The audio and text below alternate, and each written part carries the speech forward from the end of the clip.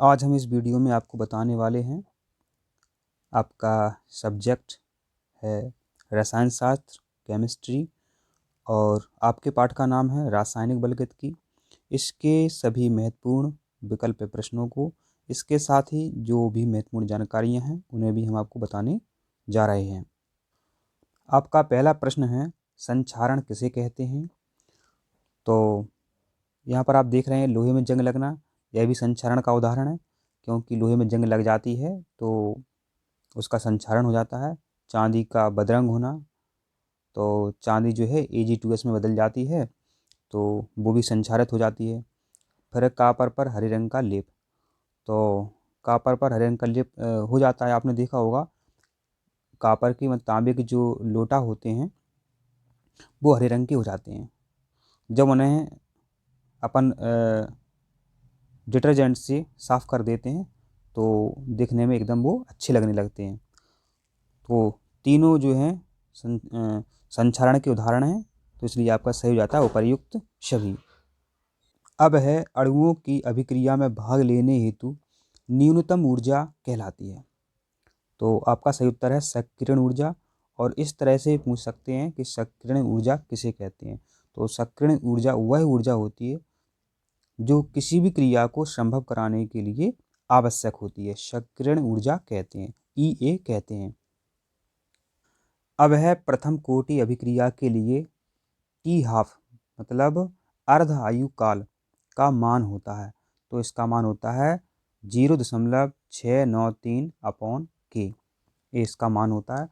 और परीक्षा में इस पर प्रश्न भी पूछा जाता है कि सिद्ध कीजिए कि प्रथम कोटि की अभिक्रिया के लिए अर्ध आयु काल क्रिया कारक की प्रारंभिक सांद्रता पर निर्भर नहीं करता है। ठीक है, तो इसको हम जब हल कर लेते हैं इस सवाल को, तो आखिरी में आपका उत्तर आता है 0.693/K। ये आपको सिद्ध करना होता है।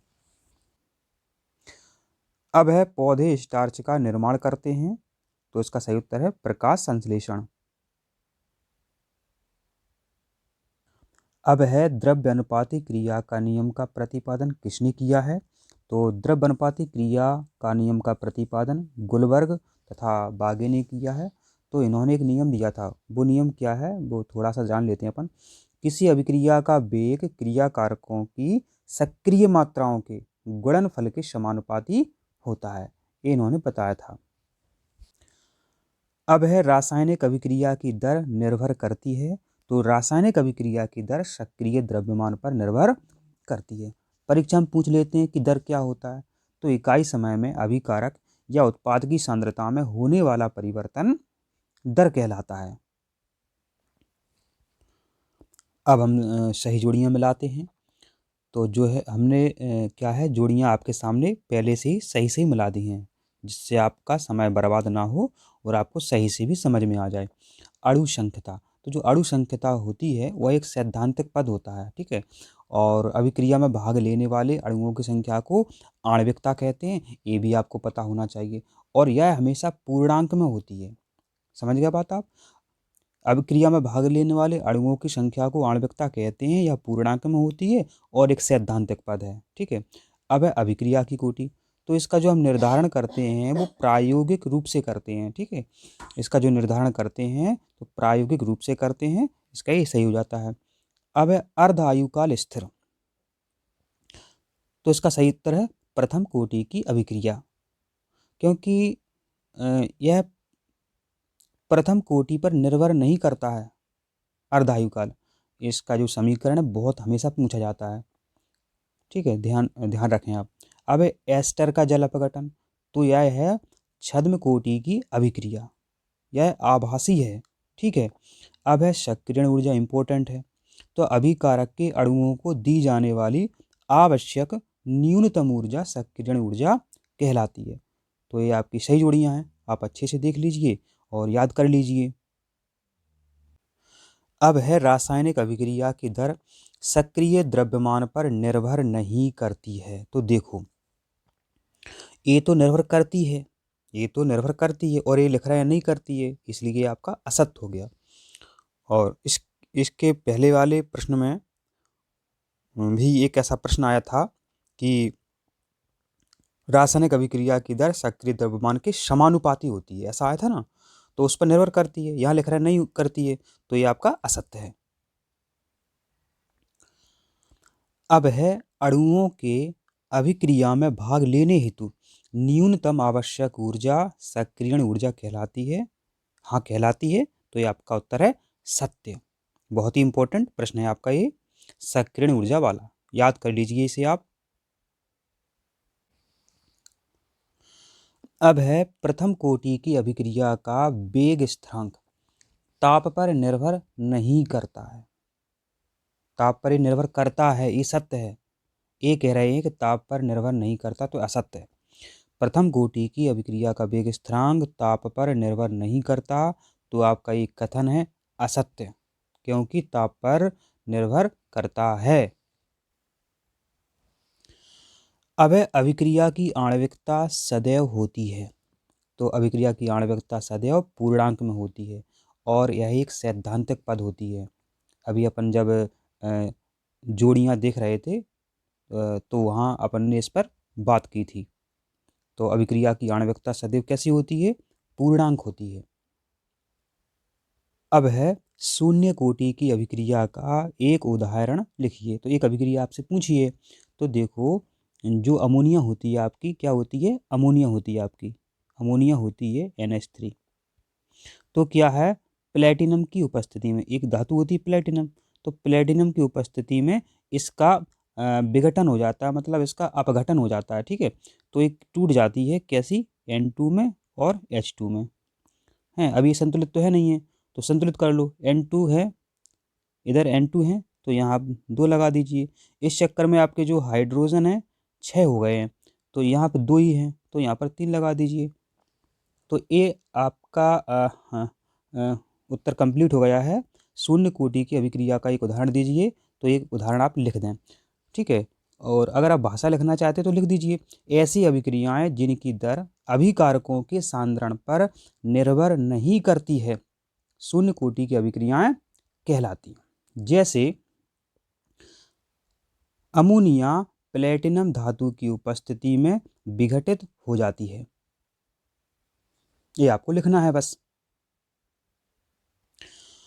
अब है दहली ऊर्जा क्या है, ठीक है। तो दहली ऊर्जा है, सक्रियण ऊर्जा है, बहुत ही इंपॉर्टेंट है। तो दहली ऊर्जा क्या होती है देख लेते हैं। अणुओं में प्रभावी टक्कर कराने के लिए, अणुओं में प्रभावी टक्कर कराने के लिए उनमें, मतलब उसमें ऊर्जा की कुछ न्यूनतम मात्रा उपस्थित होती है, जिसे दहली ऊर्जा कहते हैं। अब है अभिक्रिया का अर्ध आयुकाल क्या है। अर्ध माने होता है आधा, मतलब T हाफ, T माने टाइम। तो देखो हम आपको इस तरह आपको समझाते हैं कि कोई अभिकारक है, मतलब क्रियाकारक है, उससे प्रोडक्ट बन रहा है। माना कि आपके पास 10 किलो अभिकारक है, उससे प्रोडक्ट बन रहा है, तो 5 किलो प्रोडक्ट बन गया और 5 किलो आपका जो है अभिकारक बचा हुआ है। तो उसी समय को अपन कहते हैं अर्ध आयुकाल। इस तरह अर्ध आयुकाल की परिभाषा आपने जान ली है। अब इसकी परिभाषा लिखते कैसे हैं वो भी देख लेते हैं। अभिक्रिया का अर्ध आयुकाल वह समय है जिसमें क्रियाकारक घटकर अपनी प्रारंभिक सांद्रता का आधा रह जाता है, अर्ध आयुकाल कहते हैं। और इसका आपको सूत्र लिखना है, वो कैसे लिखते हैं? तो देखो इस तरह लिखते हैं, T हाफ बराबर 0.693 अपॉन के, ये आपको सूत्र लिखना है।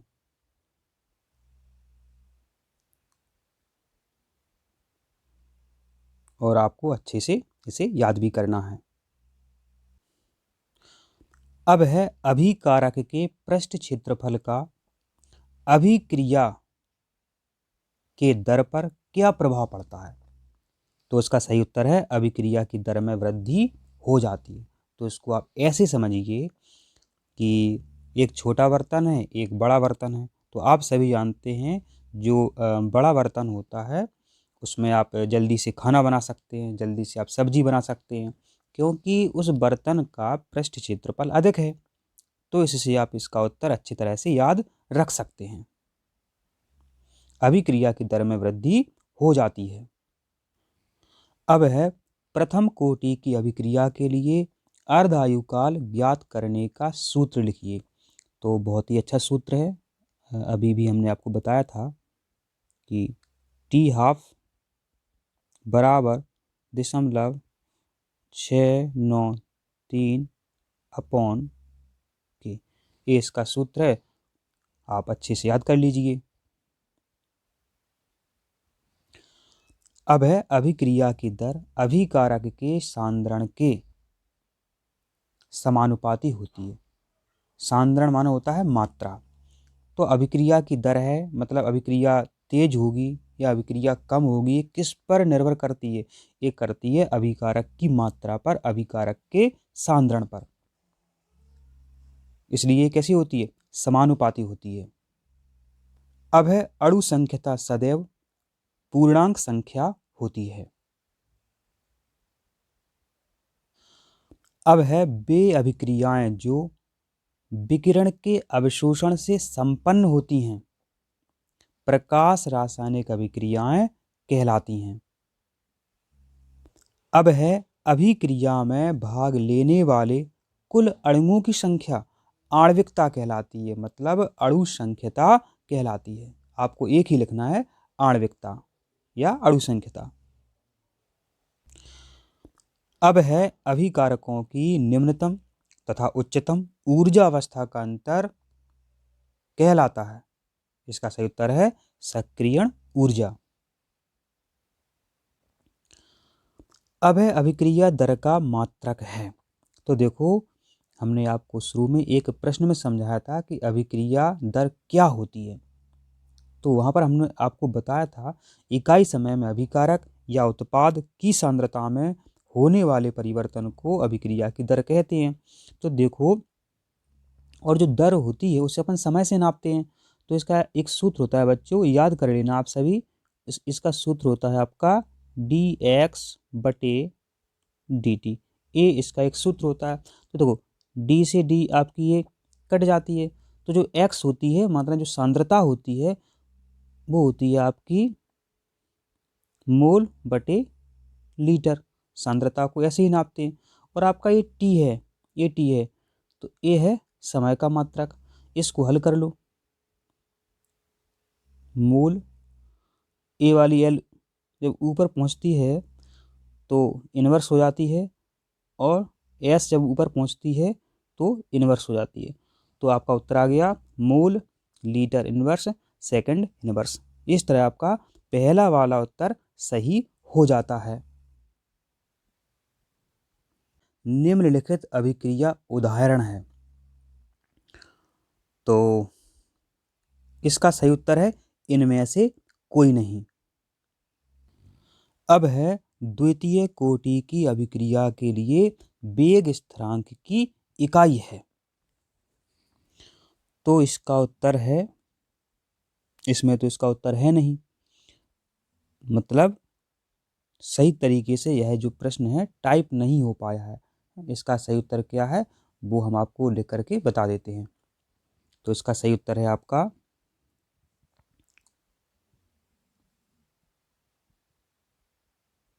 Mole inverse litre second inverse. Hindi में लिख दीजिए आप, mole inverse litre second inverse. ये वाला उत्तर आपका सही है। यहाँ पर सही तरीके से लिख नहीं पाया है। अब है प्रथम कोटि की अभिक्रिया के लिए दर स्थिरांक की इकाई है। तो इसका सही उत्तर है आपका तीसरा वाला सेकंड इनवर्स।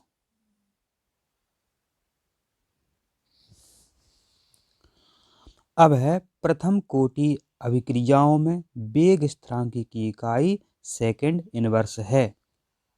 तो हाँ, इसका उत्तर है सत्य। इसका उत्तर क्या है? सत्य। इस तरह आपने देखे सभी प्रश्न आपके सही हो गए हैं।